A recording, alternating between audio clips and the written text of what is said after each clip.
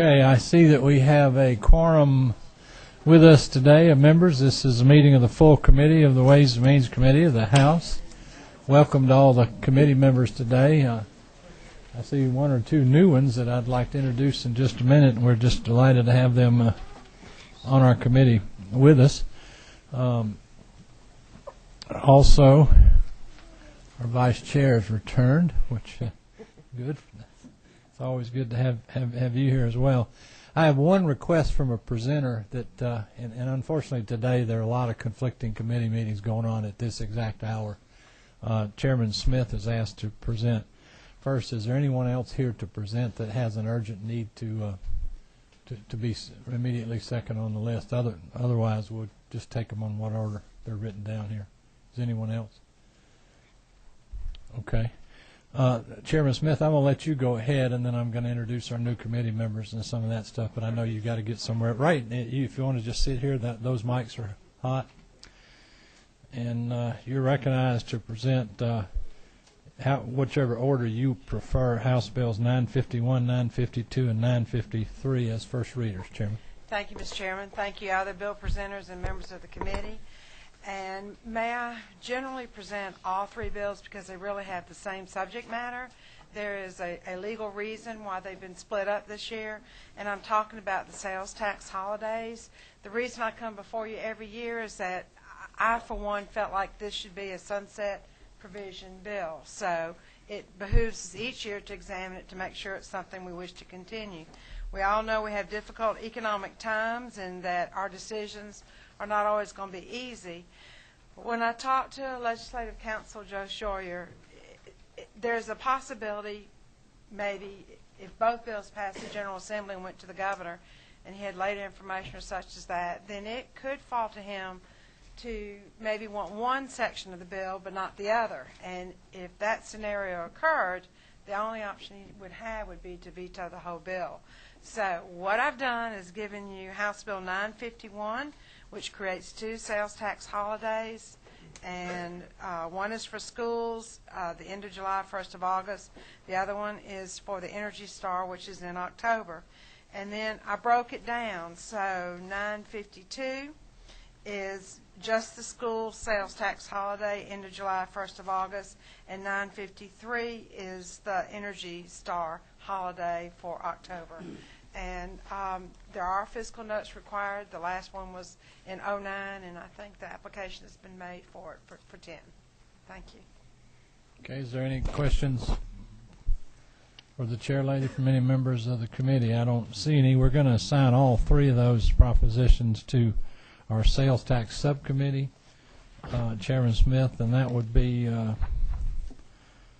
if you would contact Chairman Martin Scott, Chairman Don Parsons, or Chairman David Knight.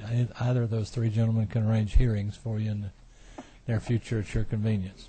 Thank you. Thank you very much. To whom do I present the information? Thank you.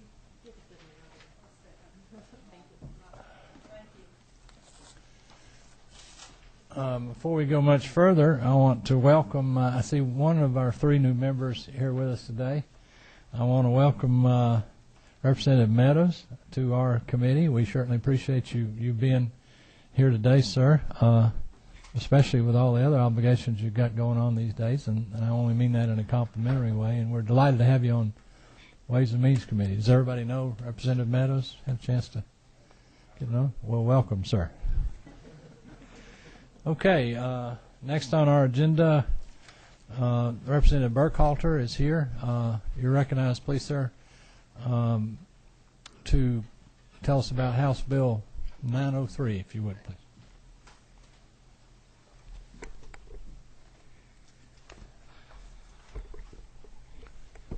Well, thank you, Mr. Chairman. Members of the committee, welcome as well, Representative Meadows, to the team here. And thanks for the opportunity to present House Bill 903. I'll try to simplify it, but it's probably going to take full explanation in whatever subcommittee you decide to send it to. And there'll be some legitimate questions, but I think there's some legitimate answers to the purpose behind the bill. What the bill does, as members know, our hotel motel tax code in this state. Is probably, if you look at the actual code section, it's one of the most grotesque sections of the Georgia code. It is just, we have an old code that we just have hung on more ornaments to it over the years that it's pretty convoluted. But I have segregated out one section that deals specifically with the hotel motel tax collected in Atlanta. And specifically, House Bill 903 deals with the renewal of that tax, which is scheduled to sunset. Now, it's scheduled to sunset in 2020.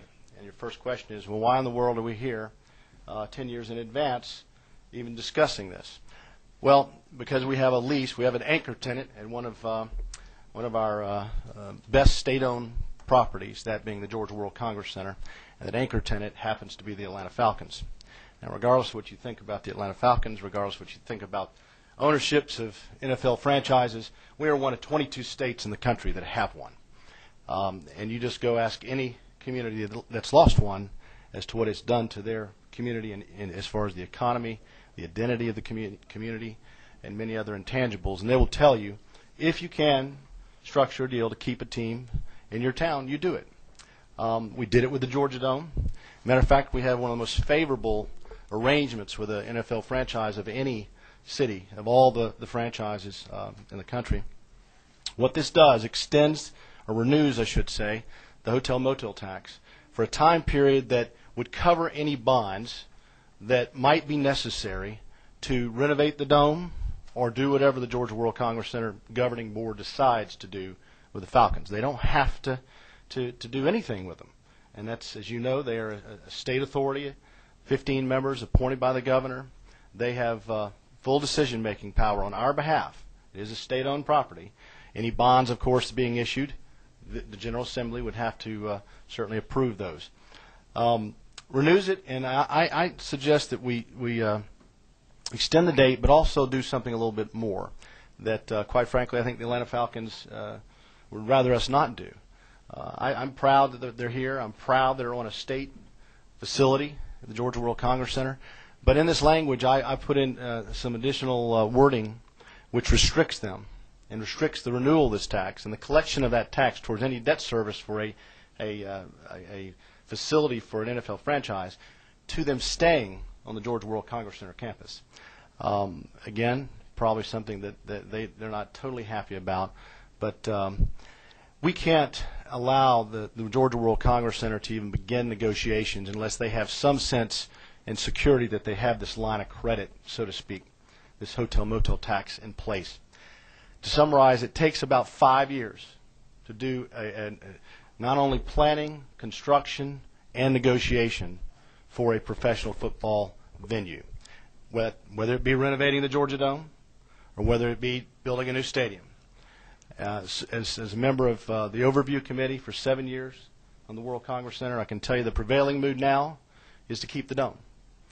It's a great facility. The Falcons put in an additional $45 million of their own money this past year to sort of renovate it, bring it up to state.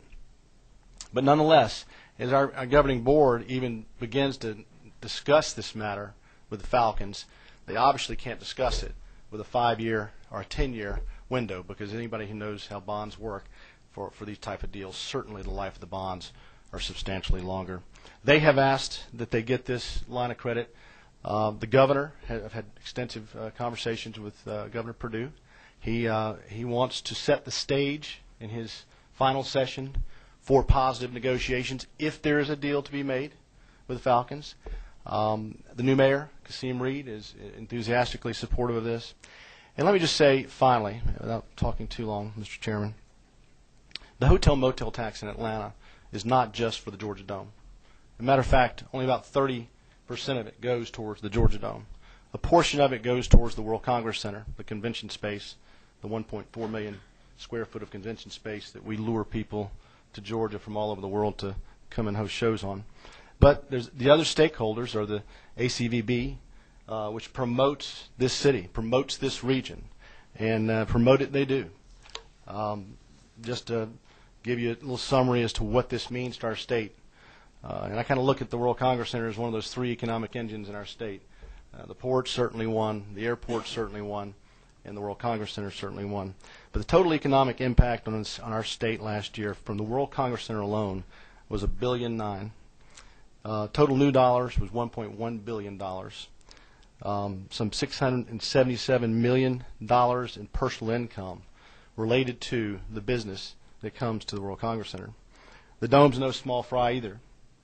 As you know, with all the events that they've scheduled there, with the Kickoff Classic, the Chick-fil-A Bowl, and having 8 regular season games for the Atlanta Falcons there, generates a substantial amount of money to the region, some $300 million in total economic impact there.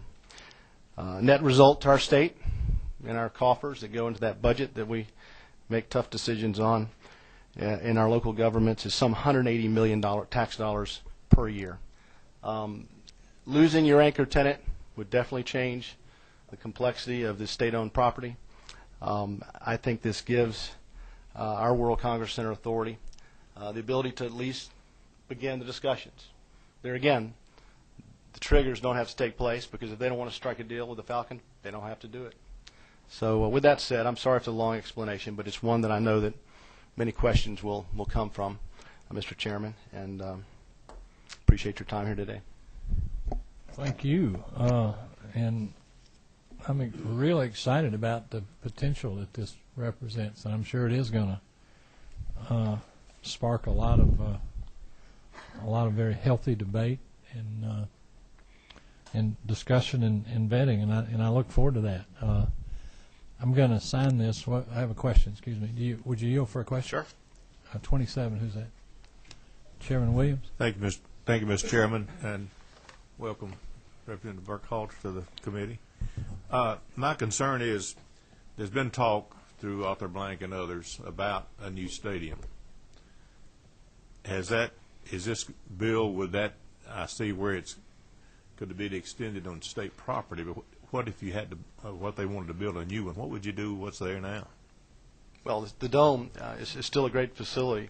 The bonds, just so you know, on the current Dome, keep in mind this facility is now 20 years old. People, and by professional sports standards, it's getting older. I hate to say that, but it's one of the best 20-year-old facilities in the country. The bonds are scheduled; they could be retired a little bit earlier or a little bit later, depending on a number of factors. But the agreement right now, the bonds probably are going to be paid off by 2014-15 at the earliest, as far as 18 on the backside. To operate the Dome without an anchor tenant, without the Falcons there and the revenue that comes from the Falcons, because they really are just a tenant, it would cost about $9 million a year is the estimate that they've given me, just to operate the Dome without Falcons. Now that means assuming there's no bookings, no additional bookings that might come there, from soccer events to super motocross to monster truck shows to Georgia State University has signed an agreement with the Dome. I mean, they certainly won't pay for their home games anything near the Atlanta Falcons pay. But yes, the Dome has a life beyond the expiration of these bonds, if we think it's the best thing for the state. Would the obligation for the existing facility, would it be paid off, or would it be carried over to Be paid off before any new deal can be struck, and that's written very clearly in the bond indenture agreement, that those things have to be paid off. You're not going to have double debt whatsoever. And again, if I had to guess, the prevailing mood of the 15-member board over there is to find a way to renovate the facility and not displace the Falcons while they're renovating it. It's kind of a challenge, but 3 other sports cities have done it successfully. Thank you. And lucky for you, Chairman Williams, you're actually on the subcommittee that's going to be hearing this, so you can ask more of these probing questions.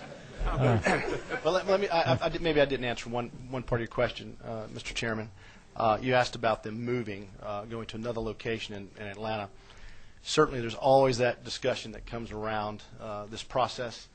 There's other sites that I think have the Blank family has been approached about. But in fairness to them, they've been pretty transparent about their desire to stay, number 1, in Atlanta, number 2, on our campus. That hotel motel tax, just so you know, if they decided to go to Doraville, which is not in the city of Atlanta, they could not benefit, or the state could not benefit, or allow that money that's now dedicated towards debt retirement for a football venue to go to DeKalb County. They have to, and honestly, I think the exposure question, and just closing this, the Blank family has indicated to the World Congress Center very clearly that they expect to take the exposure on this. That they're really the big issue with whether a renovated dome or a new venue is the revenue sharing agreement that they ultimately come up with, whether it's for parking, concessions, and all the other that come with the operations of an NFL franchise. That's really where the discussions will come, I believe. Well, I certainly look forward to the debate moving forward. I know no more qualified or more trusted ambassador for what's good for Atlanta area economic development than you, Representative Burkhalter. So I really am excited about what the potential is, and I know it will be well vetted and very thoughtful for this area and for the future. The subcommittee that's going to be handling it on this committee is our Public Finance and Policy Subcommittee. That's Chairman Chuck Martin, Tom Rice, or David Knight. Either of those three gentlemen can, and hopefully very expeditiously arrange hearings for this matter so it can move forward quickly. Thank you very much, sir. Appreciate your indulgence.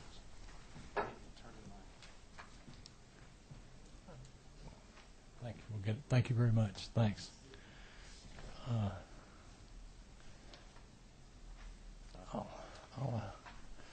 Okay, moving along, Representative Bobby Franklin, if you would come forward, please, sir.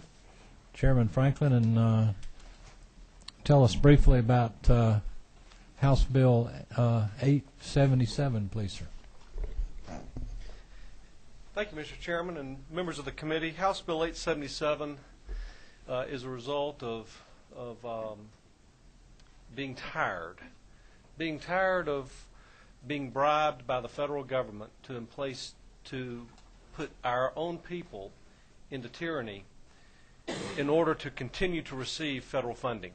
I know y'all are as tired of it as I am, and this is a bill that I've introduced in prior years. I actually borrowed it from former Senator Glanton, and what it simply does is it requires all federal taxpayers within the state of Georgia to pay their federal taxes to the Georgia Department of Revenue. And what we then do with that money, we will immediately notify the federal government of the name of the taxpayer identification number, the date the money was received, and the amount. Immediately send that to the federal government so they can be credited for their tax obligation. Then it creates a joint House and Senate panel to determine what percentage of total federal expenditure has actually been authorized the federal government by the states in our compact known as the Constitution of the United States of America. And that percentage that is actually authorized in the federal Constitution would be actually forwarded to the federal government. The state of Georgia would keep the rest for public purposes of the people of this state, could even return it to the taxpayers from whence it came. Thank you. Are there any questions for Chairman Franklin? Obviously a proposition he's very passionate about. Chairman, we're going to put this in our tax reform, which would I certainly think would be considered substantial reform in our tax reform subcommittee. And if you would contact Chairman Ron Stevens, Chairman Jeff May, or Chairman David Knight, either of those three gentlemen can arrange further hearings for you so that this legislation can be vetted in the future. We thank you for that presentation. Great. Thank you. Representative Holt, please, sir, if you would come forward and tell us about House Resolution 1105. You're recognized for that purpose, sir. Well, thank you, Mr. Chairman, members of the committee. I'm here to talk to you briefly about a circumstance you're probably aware of. It's famous in some circles, perhaps infamous in others. Has to do, of course, with the distribution of ELOS proceeds when you have the circumstance of an independent school district within the confines of a county. So in other words, between that school district and the county school district. And in any case, the present circumstance allows that the ELOS proceeds could be distributed based upon the number of students or based upon, I guess it says more specifically, act of local government, but basically a negotiation between the independent school system and the county school system. There are, to my knowledge, 3 circumstances in the state where you have that independent school system straddling a county line. And one of those circumstances is in my backyard. And the independent system, in my case, has perhaps at best a handful of students. But because they can approach the arrangement to how to decide to distribute based upon a negotiation, they can simply say, well, we're just not going to participate unless we get X, X being a disproportionate share, when you consider the number of students involved, of the total proceed from the ELOST. I would simply contend that that's a very unfair arrangement, and this resolution simply proposes that we offer the people a chance to vote on restricting it solely to student count based on FTE. And that's about all the more there is to it. I appreciate you hearing me out. We'll be glad to try to answer any questions. Any questions for Representative Holt? No, sir, I didn't. Okay. Yes, sir. Mr. Chairman, did we not have a bill similar to this last year? Is this a bill that's similar from one that we had last year, Mr. Holt? I don't. This is new at my own instigation, understand. for better or worse. Okay. Thank you. You know, I was going to ask that same thing. There's something about this that's familiar, not. Well, yeah, I point or suspect whatever, others have had at this. It may have been. And we appreciate that presentation, and we're going to assign it to our sales tax subcommittee. And that would be Chairman Martin Scott, Chairman Don Parsons, or Chairman David Knight. Either of those 3 gentlemen can arrange a hearing for you. Thank you, as soon as Mr. Chairman. possible. Thank you all. for your presentation. Al, the chair recognizes one of the newest members here. We're so happy to have him before our committee, and a friend of many up here for many years before, and even back for his family. Representative Kidd, if you would somebody help here for us? Okay. Thank you, Mr. Chairman. Thank you. We're glad to hear about House Bill 915 or 918. You decide which one you want to present first. 915 first. Thank you, Okay. Mr. Chairman. This is a bill that passed the Georgia legislature twice, about 16, 18 years ago. And it was vetoed by then Governor Miller twice because he had some friends from out west somewhere that didn't want to pay any Georgia taxes. What this does, it says any individual who doesn't live in Georgia comes into Georgia, makes money off of Georgians, and that person would pay tax in Georgia. Let's say Garth Brooks comes to town, puts on 3 concerts, leaves with $5 million. He goes back in his home state and he pays tax in his home state for that money that he made here in Georgia.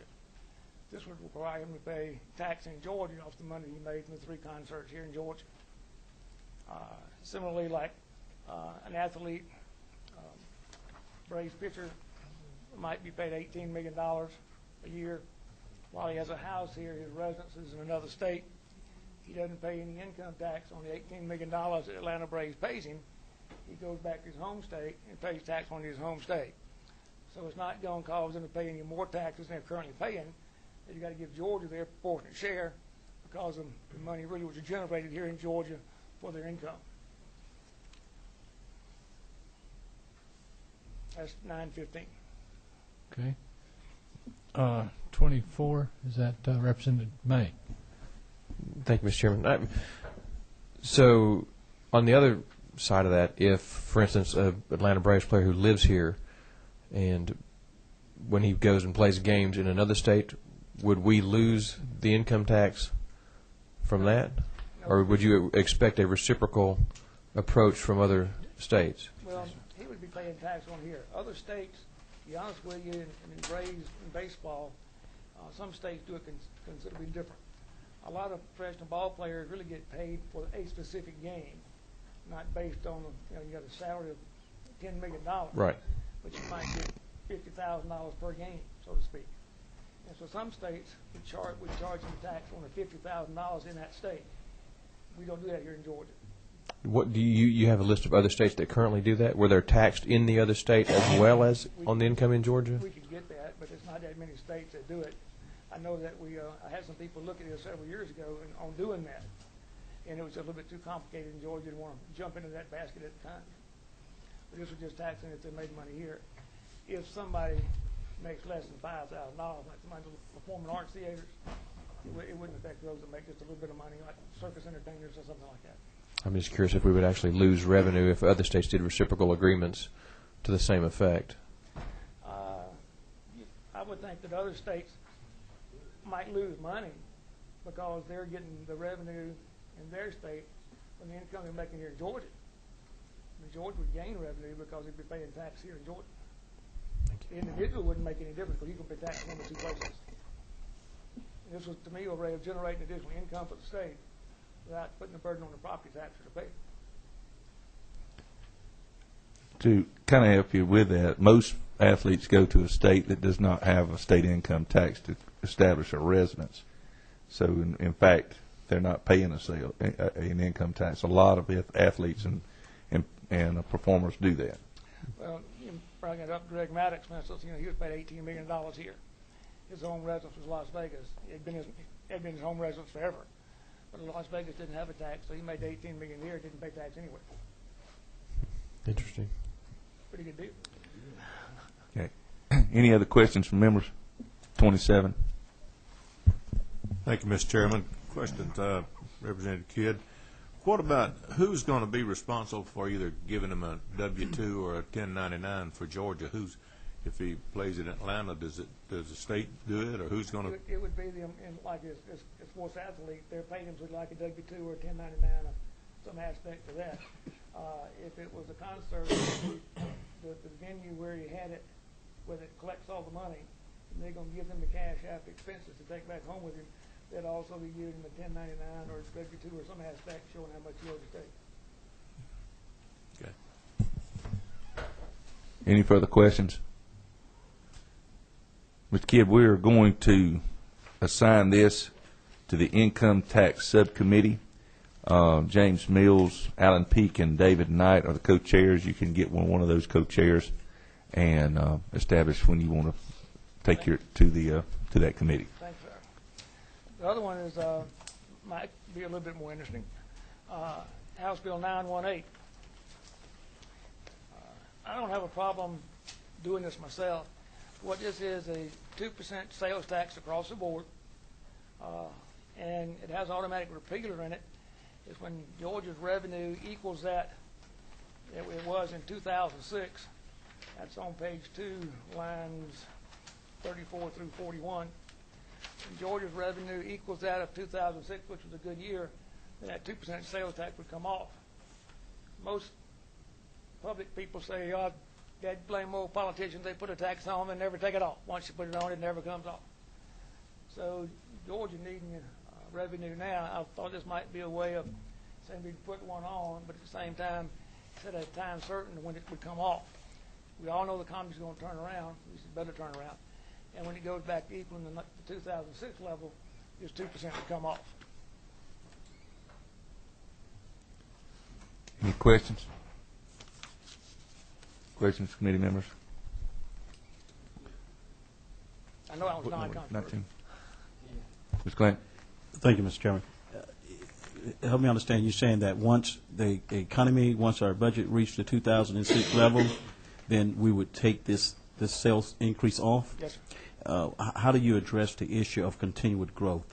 We have had a continuous growth in the state of Georgia, and we're almost at 10 million folk now. To be trying to operate 3-4 years down the road at 2006 population levels, how do you explain that? Well, the purpose of this would be a stopgap right now to fill in the gaps that we have right this minute. And it's not something that we would want to put on to keep on forever and ever and ever. So this would be able to enable the state to fund those programs that are necessary that you want back in your district or somebody else wants in their district, the good programs for new Medicaid, Department of Corrections, wherever it might be, that needs the money now. This will let us fund those programs now basically at the level they were at 2006. So when the economy projection, revenue projections equals 2006, the tax would come off, and those facilities and so forth that are being funded would be back at the same level of funding they were at 2006. This doesn't put money in, hopefully, to continue to create new programs or add to the programs, but fund the programs at the 2006 level. So revenue equals 2006, the tax comes off, and the programs will be still funded at that level. Thank you, Mr. Chair. Hopefully that's what the budget people will do. I think what you're saying is that you're waiting till the budget reaches the 2006 budget levels that we see, which was about 18.5 and 19 billion at that When time. the governor's revenue projection equals the 2006 level. Yes. I think I understand that. That's the key. Any other questions? Okay. Representative Kidd, we're going to assign this to the Sales Tax Subcommittee. Those chairmen are Martin Scott, Don Parsons, and David Knight. You can get one of those co-chairmen and set up when you want to have your hearing at that time. Thank you. I'm going to skip mine. We'll go to the next, okay? Okay, it's Don Parsons got one. Okay. Representative Parsons, you can have House Bill 942 from your seat there.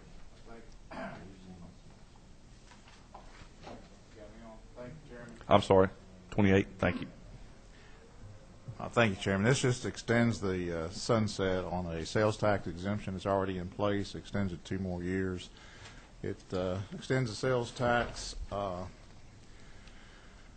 exemption, extends the sales tax exemption, excuse me, on purchases covered under the U.S. government defense contracts. This exemption it really only applies to consumables used by government contractors in the performance of NASA or U.S. government defense contracts. It includes such items as drill bits, fasteners, paint, safety equipment, chemical, oil, lubricants, and fuel. Okay. Any questions of Chairman Parsons? Okay, Chairman Parsons, we're going to assign this to the Sales Tax Subcommittee. You are one of the co-chairmen. I guess you could do it yourself if you want to, or you can get Brother Scott or Brother Knight to be with you. Thank you. Thank you. Next on our list is Representative Melvin Everson, House Bill 946.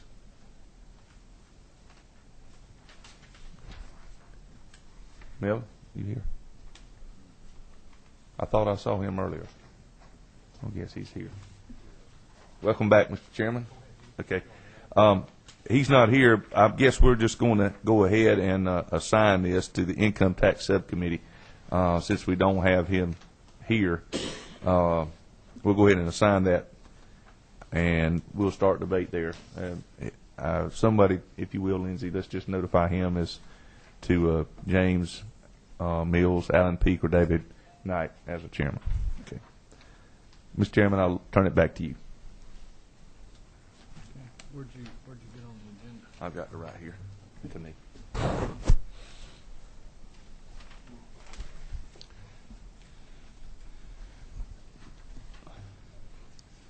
I've also got the pleasure today to introduce to the members of the committee our intern for this year, and I can tell you in just the short space of 2 weeks, this young man is just incredibly dynamic, and I know he's going to do just one heck of a job. He's over in the corner here. He's kind of a shy fella. He sits back in the corner.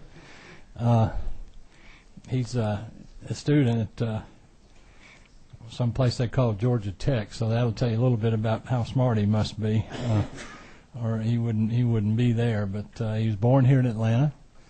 He attended Lassiter High School, right, Henry, I think, where he played football, soccer. He was in the ROTC there, and the concert band. He's an incredibly talented young man already. He's in his 4th year at Georgia Tech. He's majoring in public policy with a pre-law minor. And so far, he's only been on the dean's list 4 times. Between the vice chairman and myself, that never happened in our college career, and I'm talking about in the aggregate, and this young man's already done it by himself.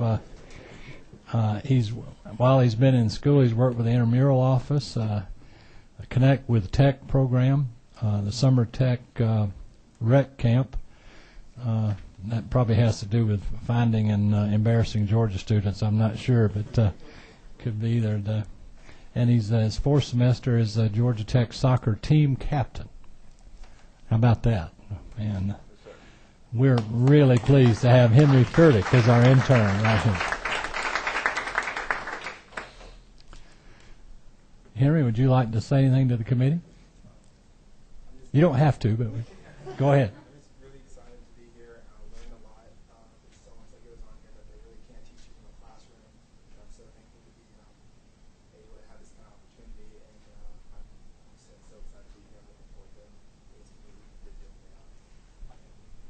And we're mighty thankful to have you, too. And what a fine young man, I tell you. Okay, next we've got Representative Sims.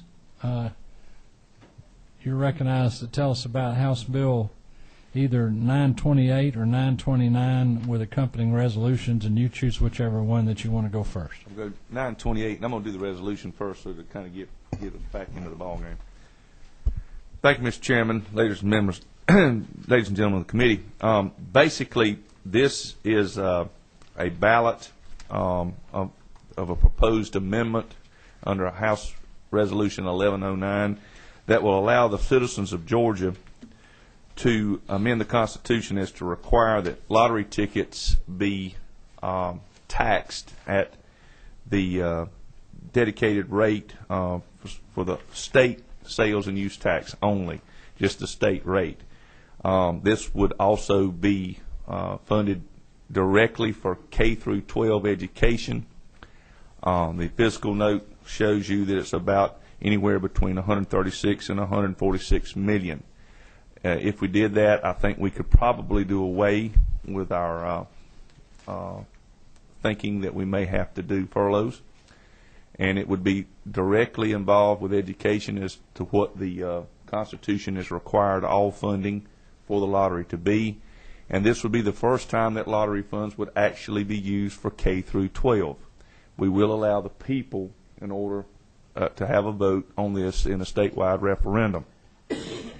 The accompanying legislation that goes along with this bill is House Bill 928, which establishes a trust fund for the money that is garnered from the tax on the lottery tickets, and then authorized to use for K through 12.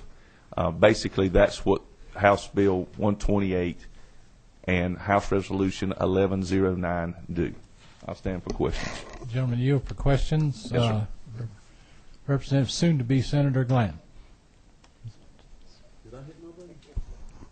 Well, the question I would have is, how do you dedicate these funds? Would this work through the regular lottery system, or would it go into the general fund? And if it goes into the general fund, how do you dedicate these opposed to dedicating? That's why there's a resolution pending, Representative Glanton. The basically is the only way you can earmark funds for a certain project, just like we did the lottery.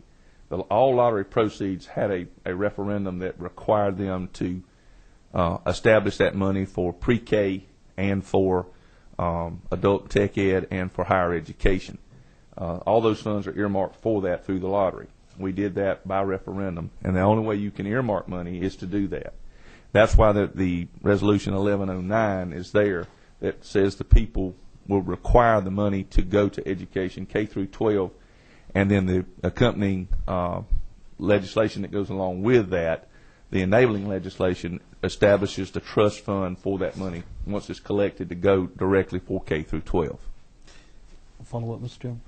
So would the referendum call for the people to vote on assessing a tax to the lottery, or would it call for voting whether or not the money could be used and designated to K-12, or both? Both. What it amounts to is it merely removes the exemption that the lottery has now. All lottery tickets have a sales tax exemption. This would allow the people to decide to take that exemption off and use this money for K through 12. Thank you, Mr. Chairman. Yes. 27, is that Representative Black or Williams? Wait, okay. You recognize? Chairman Sims, thank you. Thank you. I'm looking at this, Mr. Chairman, as if the people vote on it, aren't they voting for a tax increase? Yes, sir. That's not very popular around here. Well, I understand it, but I understand that we did vote for a lottery, which was basically a tax increase. Also, if the only people that would be taxed in this is if you actually buy lottery tickets. It's not everybody's going to be taxed. If you buy a lottery ticket, you'd be taxed at the rate of 4% according to this bill, and this money would be used for K through 12. How many other states do sales tax? Some state, I think I don't have my correct figures, and I'm sure by the time I get to subcommittee I'll have them. I know that at least 12 states do tax their lottery. Okay. And maybe more, maybe less. Representative May. Thank you, Mr. Chairman. What about local option? The next bill would have the entire, and it has substantial more money that's involved with that. Representative Black. Let me go ahead and ask you to address the point that's going to be made by the Lottery Corporation. I understand.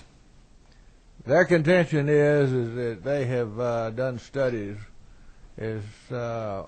trying to reach the point of maximum return on payback versus the amount that's held out that goes into the Hope Scholarship and so forth.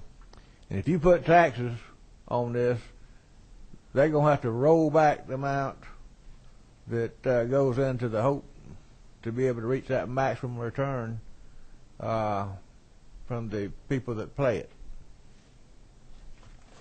That is their contention. It's also their contention that maybe sales would go down. However, if I remember right, we have had to pay in the last 3 years in an economic turndown bonuses on the establishment of all these all these lottery figures that's gone in, because the lottery has outgained each year in economic downturn the greatest amount of money every year. They surpass it every year, and we've had to pay bonuses to these same folks that want to give you that statement.